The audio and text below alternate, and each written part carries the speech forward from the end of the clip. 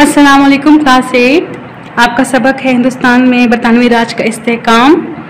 इसका आज का टॉपिक है जो कि आपका सफ़ा नंबर 12 पर दर्ज है, वो है 1909 के मिंटो मॉर्ले इस्लाहात, जिसे इंग्लिश में मिंटो मॉर्ले रिफॉर्म्स भी कहा जाता है। सन 1990 तक हिंदुस्तानियों में सियासी शऊर का एक बड़ा मामला देखने में आया। इंडियन नेशनल कांग्रेस और तालिबान और इंडियन मुस्लिम लीग जैसी सियासी जमातों से अंग्रेज़ बहुत मुतासिर हुए।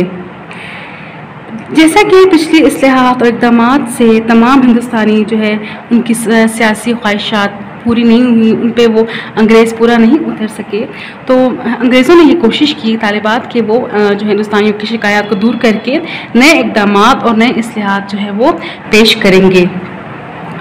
जॉन मॉर्ले जो कि बरतानवी पॉलिटिशियन थे, उन्होंने 1907 से लेकर 1909 तक एक बिल पर काम करते रहे और बिल आखिर 1909 में जो है अपना बिल जो है मंजूर करवा दिया।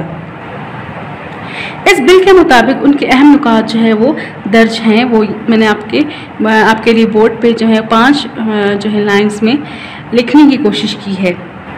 जॉन मॉर्ले का कहना था कि हिंदुस्तान नुमाइंदगान में से 37 सरकारी और 23 गैर सरकारी मेंबर होंगे। वायसराय कानून साज कौंसिल में 60 हिंदुस्तानी नुमाइंदगान के इंतखाब का मंसूबा था। ठीक है, ये जिसमें ये मैंने लिखा है कि 37 सरकारी होंगे और 23 गैर सरकारी। सूबाई कौंसिलों के अरकान की तादाद में इजाफा किया गया तालिबान, ताकि गैर सरकारी अरकान की अक्सरियत जो है वो हो जाए। मिंटो मॉर्ले स्कीम में मुसलमानों को जुदागाना इंतखाब का हक मिल गया, यानी कि तालिबान इस बात की ज़मानत दी गई कि मखसूस तादाद के अंदर मुसलमानों के नुमाइंदे मुसलमान ही होंगे। इसके अलावा मुसलमानों को यह हक भी दिया गया कि अगर चाहें तो गैर मुस्लिम हलकों से भी अपना इंतखाब करवा सकते हैं। यूं के तो कानून साज मजलिसों में ज़्यादा अवामी राय के हसूल के लिए हिंदुस्तानियों की ज़्यादा तादाद शामिल की जानी थी। इंतखाबात बिलावास्ता बुनियादों पर होने थे और इनमें शिरकत का हक एक मखसूस तादाद को ही हासिल था, जिनको इनकी दौलत और जायदाद की बिना पर वोट का हक हासिल था। ताहम तालिबान 1909 के इस्लाहात में मुसलमानों को जुदागाना इंतखाब का मुतालबा मांग लिया गया और इसका जो आगे चलकर फ़ायदा ये हुआ तालिबान के हिंदुस्तान के मुसलमानों के लिए एक अलहदा रियासत की जो है बुनियाद के डालने के लिए इनका मुतालबा जो है वो अहम मुतालबा बना गया। हिंदुस्तानियों को कानून साजों के तौर पर नुमाइंदगी देने के बावजूद बरतानवी हुकूमत के लिए अभी ये बहुत जल्दी था कि वो इन्हें इस्लाहात लाने की इजाज़त दे।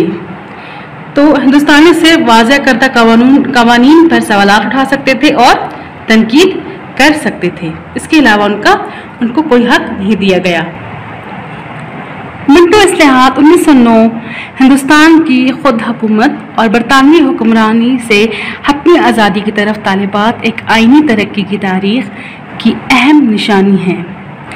आइनी इस्लाहात के भारतीय मुतालबे के जवाब में बरतानवी पार्लियामेंट ने 1892 में हिंदुस्तानी कौंसिल एक्ट मंजूर किया, ठीक है, जिससे गवर्नर जनरल के साथ साथ सूबाई गवर्नरों की कानून साजी कौंसिल को मजीद गैर सरकारी मेंबरों की तादाद में इजाफा करने पर तक़वियत दी गई। सेक्रेटरी